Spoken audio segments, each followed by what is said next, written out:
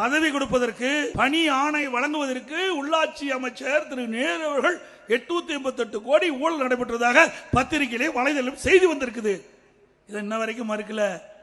அந்த அமைச்சர் டெல்டா மாவட்டத்தில் பொறுப்பா இருக்கிறார். திமுக நிகழ்ச்சியில் பேசுறார், என்னை தான் குற்றம் சுமத்திட்டு இருக்கிறாங்க அப்படின்னு. ஆமா, தவறு செஞ்சா குற்றம் சுமத்த தான் செய்வாங்க. நீ நிரபராதி நியமிங்க. ஏன் எங்க மேல வழக்கு போடல? எங்க மேல வழக்கு போட்டா எவ்வளவு சிரிப்பு, எவ்வளவு ஆனந்தம், எவ்வளவு பேச்சு.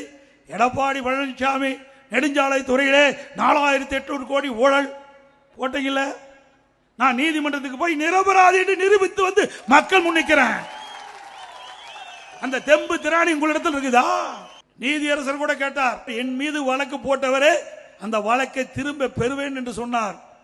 நான் இல்ல, என் மீது ஊழல் குற்றச்சாட்டு சொல்லி மக்களிடத்திலே பரப்பி விட்டார்கள். இன்றைக்கு இருக்கிற முதலமைச்சர் அன்றைக்கு எதிர்க்கட்சி தலைவராக இருக்கின்ற காலத்திலே சட்டமன்றத்திலே பதிவு செய்திருக்கிறார்.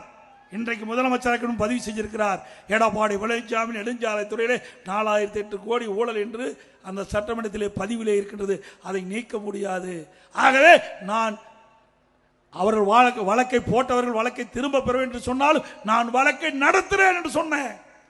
நீதியரசர் சொன்னார், இந்தியாவிலேயே நீங்க தாங்க வழக்கு நடத்துறேன்னு சொல்றீங்க, வேற எவரும் வழக்கு நடத்துன்னு சொல்ல, எல்லா வழக்க வாய்தா வாங்கிட்டு இருக்கிறாங்கண்ணா.